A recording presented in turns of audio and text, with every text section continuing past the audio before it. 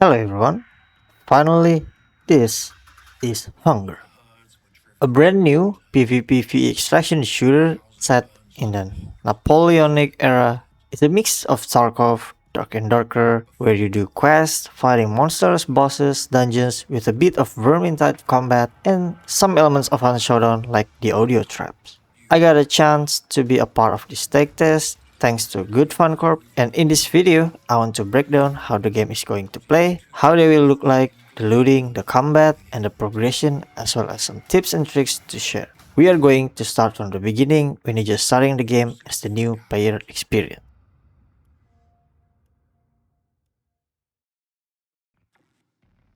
Game starts with an opening cinematic, and when you enter, you get to choose a character. This Psyche seed is your currency for unlocking a new character. Later on, you will be able to unlock all the other characters. For now, you only stick to one, so choose wisely.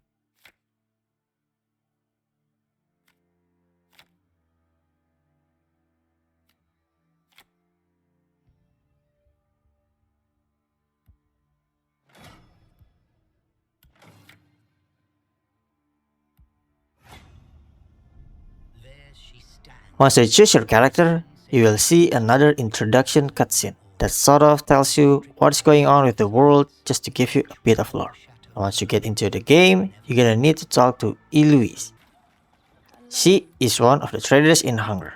Traders are the NPC in this game that give you story quests, daily quests, and offer you some items to buy or sell. Basically, just like in Tarkov. You will then be tasked to speak with other traders as an introduction. Finishing this quest will give you all the starting gear.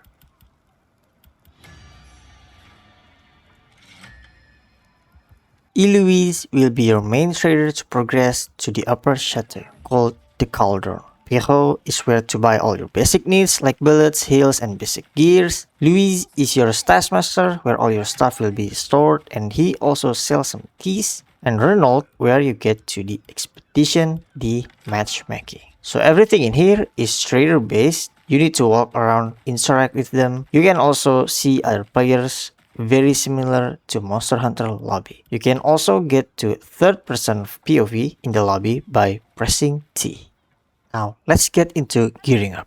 If you see my inventory here, you can see several boxes, and right now there's two categories for weapons, two-handed and one-handed.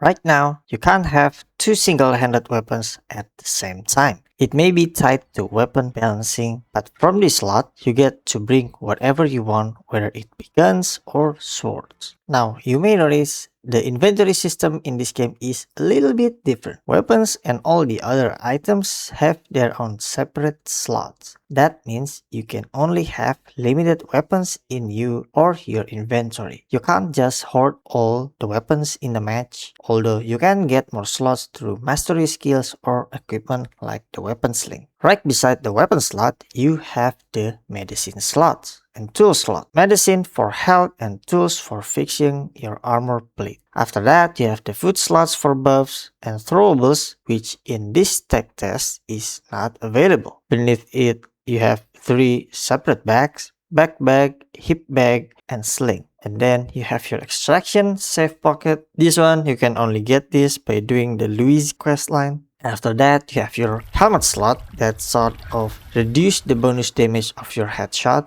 body armor that will work as your additional health. Each level gives you additional 20 health, and two other slots that is currently unavailable in the tech test. However, your stash is not shared among all your characters. You can expand it with different types of backpacks that you have, whether it be a normal bag or sling bag, which is for the weapon bag.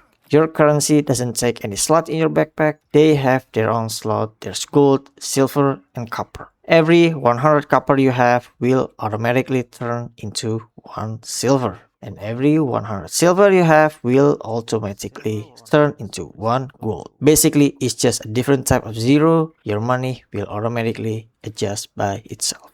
So let's gear up and get into the game. Before you jump into the game, make sure to study the map scroll that you get from Eloise. Without it, you will not be able to see where you're at in the match. Once you're in the match, you may notice that you can't use your ability. That is because your abilities are unlocked at level 3 for your passive, 6 for your tactical, and 9 for your ultimate. So your very first match in this game will be the roughest experience you ever had in this game. You're confused, you're learning, very vulnerable, and you're scared.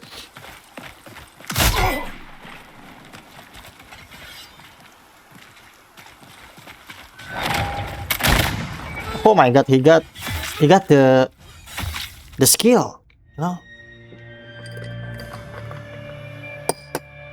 Let's talk about the looting. The looting system in this game requires you to open a cabinet and wait to identify the item one by one by one by one. It takes a lot of time, however, you can still reload, heal, and fix your armor while looting. The loot identification speed can be sped up through mastery skill and foot buff. So do not be worried, it is very slow in the beginning, but later on, once you learn the mechanics and level up, everything will become faster. As you can see here, these lootable containers are not highlighted. So you need to use your vision, your imagination for potential loot containers. You need to check every cabinet one by one, which I very much like it because that means some people might have overlooked a good container. What the hell? This loot is categorized by the containers. If you want to get the weapons, you need to go to military camps or potential places that will have weapon box. If you want some armor plates, you can go to metal places like blacksmiths, barns, or stables. And if you need materials, you can loot inside the houses. This loot is random, you can get good gear from basically anywhere, you just need to know where to look. There are 3 types of keys: bronze, silver, and gold. But there's also unique keys for unlocking dungeons. These keys loot spawns are very RNG based and very rare. I found the pit key from a random shambler, which after that I never got the chance to find it again. Bronze key, however, is pretty easy to find. If you use them for the specific type of cabinet, you can gamble it to get a silver key. Let's see if I could get another bronze key. I mean, usually, silver key mostly used for weapons, and gold key mostly for loot room. But there are some places that you can get into without using the key, just by going through the window. This is not an exploit, this is intentionally designed by them. As you explore the map, you can sort of see the different terrain of the map. Sarla will have a lot of houses, farms, while Sumbra is like mountains and camps. And you can feel the structure of the buildings like houses, stables, military camps, as well as potential dungeons. Each map has one hidden dungeon that requires a key to unlock. Inside those dungeons, we'll have all the different hungers, and there's a lot of room inside this dungeon. Sort of work as a PvE area where you can get all the best loot in the game, but the other players can still follow you inside through the same door and attack you. And there will be a boss room. Currently in the tech test, they are not available, as this tech test was focused on working on the server side, backend, performance, and all the technical stuff. But as far as I'm aware of, once you get into the boss room, it will lock you into PvE, so no more PvP. I'm not exactly sure how it's gonna look like, but for now, this section is still a mystery. Now, let's talk about the extraction. Currently in the tech test, you cannot see your raid timer, and I think it is intended, but maybe subject to change. The first extraction will appear in the first 5 to 6 minutes of the match, with a notification right above your head. The second extraction will appear right at the last 10 minutes of the match. And there can be a third extraction that can only be unlocked through the mastery. However, the third extraction is random in the last 6 minutes of the match. These extraction locations appear very randomly. They can appear close to each other, so be very mindful and plan your raid accordingly, not to miss the extraction. The extraction will appear as a balloon. Once you get closer, the red smoke will appear when someone is within 50 meters. Once you get inside the zone, there will be 30 seconds timer, and when the timer is gone, you need to interact with the door to actually extract. That means if you're playing in a party, you can hold the extract for your teammate, and once they are inside, you can just interact with it. Now, you might be wondering, what if I hit the extraction zone right in the last second? Well, that's why I'm here. I tested it, and yes, you will survive. 30 seconds. We can.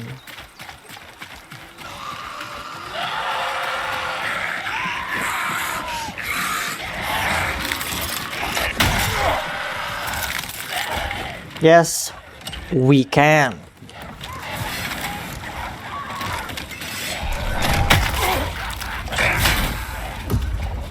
Oh my goodness, look at that. Once you successfully extract, you can see all your post screen, all your gain experience, as well as damage dealt to players. And if you're playing solo, you will have 3 times experience, which is very nice. If you're a duo, however, you only get 1.5 experience, so only 50% more experience. But these experience are shared among your crews. Speaking of experience, let's talk about the combat and leveling. Your character has what is called stamina bar and energy bar. Stamina bar is for running, jumping, dashing, and vaulting, while energy bar is for melee attacks and blocking. On your reticle, you will have a point that tells you how the direction of your swing for your melee weapon. This will appear diagonally and horizontally, but not vertical. This is for your light attacks. No matter where you angle it, if you press left click, this will do a light attack. But if you hold it, it will do a heavy attack. Heavy attacks are unique to each weapon. Some have their heavy attacks as a slash, some has an overhead, and the others may have heavy stabbing attacks. Every attack will consume energy, and holding the heavy attack will consume more energy the longer you hold it. There is also a stabbing attack. You do this while scrolling up, and an overhead attack by scrolling down. These two attacks have their own modifiers, and they can't be charged like heavy attack. It is very important to know your weapon attack animation, as it can hit the ceiling, walls, or doors, and they will bounce back, blocking your animation to get through. So knowing your attacks is very important. Holy shit!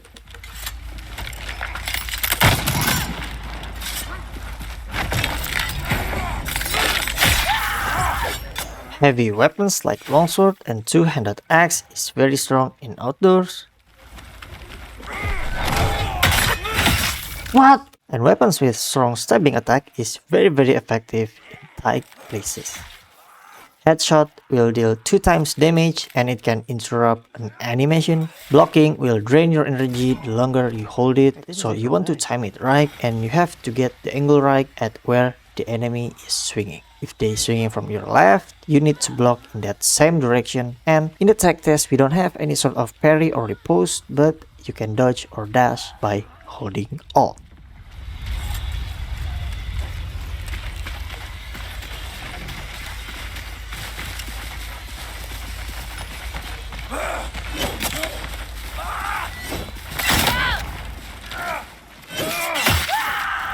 The amount of experience you gain is based on how long you're in the match, discovering new places like POI, defeating hungers, which is all the types of AIs or bots, reading scrolls or missives, finishing quests, extracting, breathing. Dude, I love this game. And by defeating the enemy players. The best way to farm XP is by killing the hungers, especially the elite ones, like the brutes and the card titan. Gives you around 250 experience. If you die, you still gain your experience, but you don't get the bonus XP from extracting.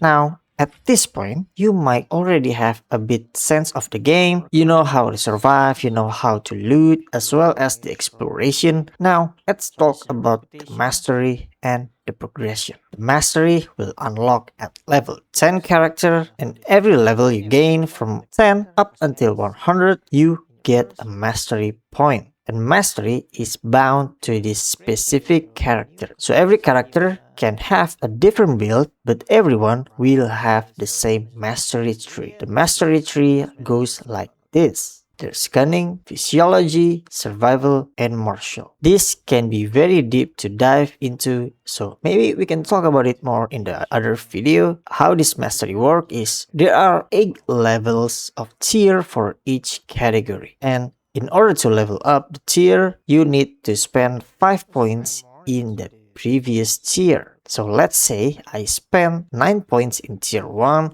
but only 1 level in tier 2, that means I still couldn't go to tier 3, as I still need to spend 4 more points into tier 2. And the last level of mastery, you can only pick one, as these masteries are really strong. They are somewhat almost game changing. So practically, if we use the numbers here, from level 10 up to 100, you get a total of 91 points. And with that, you can potentially get 2 tier 8 mastery skills if you put at least 36 points into 2 different trees. Aside from the mastery, we also have professions. These professions can be unlocked after doing the Do quest, technically the second quest of Eloise, and spending 50 silvers for each profession. There are 9 different professions that divided into 2 categories. One for gathering, the one with the salt bay logo. The other one is the crafting profession with the gear logo. However, your deficient brain can only retain the knowledge of 2 of them. These professions are not limited to each category. You can have 2 crafting professions at the same time. You can switch profession, however, you will need to start all over again. This profession, unlike character level, can level up to hundreds of levels. Appearance is going to be your endgame progression. In the future, you can find schemas to unlock specific skins. These schema are only found in the game and need to be crafted for you to use. They can be very rare and might only be found in the dungeons. There is also appearances that can unlock at every 10 levels and prestige, and these crafting requirements are cross-progress. You can fill other characters' materials with different character, and as I've mentioned, each character has their own inventory system, so if you have more luck with the other character, you can still progress them interchangeably. From here, we can learn that going to at least level 10 character is the first step to get into the game. You get to unlock all the abilities, masteries, appearance, and you also get a Psyche seed, so you are able to unlock a different character. From my experience, after learning how the game works, you could get to level 10 in just 2 matches. Getting to level 10 is not that hard, but as you progress further, the level requirement will go up and you need more points and slower as you progress. So getting the right essential masteries in the beginning is very important, especially the martial mastery. You can prestige your character at level 100 and have that specific character all free abilities to be used by your other character. Through fire and ruin, you claimed your ascension. This is your apotheosis. This game uses Unreal Engine 5, which, if you've played games like Arena Breakout Infinite, there are some similar stuffs going on in here, like the blurry visual, the invisible walls, and those boxy area. Thankfully, this game has more freedom in the movement, like the parkour. There are some places that are intentionally designed to be able to parkour, so when you try it, it works, but when it's not, it doesn't feel so good. Performance-wise, I feel like this game really wanted to utilize the lumen, that contrast between dark and light, but the problem is it is very heavy. I use 3060, my PC can't handle it, and when I switch to GI, the lighting becomes flat, yet the dark area is sort of almost gone. The problem with that, you can now see very clearly compared to the lumen. So there are some balancing issue in this graphical stuff. I know it's not fair to talk about performance in a tech test, but I think it's still pretty fair considering the art direction that they are going for and how they decide what engine they're going to use. I know Hell Let Loose also use Unreal Engine. Those boxy feeling and the unnatural invisible walls will always persist no matter how they do with the game. For now, that's it for today's video. I tried as much as I could to figure out in this tech test. This tech test was the first for me, and I've been trying to break down like the damage numbers because it has its RPG elements and it's pretty complex. And honestly, this game has so much depth that if I include everything into this video, it's going to be like hours. So I will make another video for more detailed stuff and talk about them more specifically. But for now, this will do as some sort of the introduction for people who didn't get the chance to get into the tech test. So you are able to sort of grasp how the game will look like, how it's gonna be. So thank you for watching. If you like this video, don't forget to hit the like button and subscribe. I'll see you again in the next video.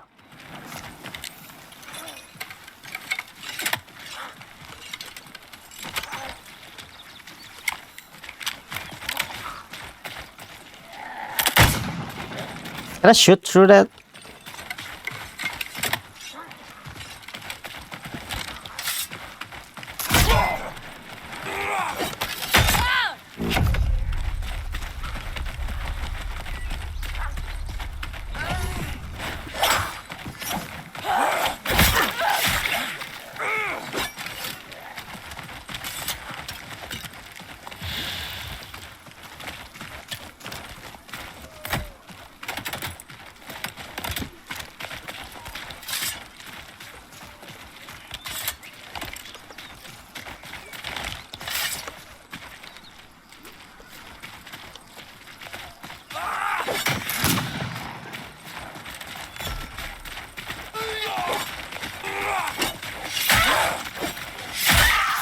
Haha, your ass, bro.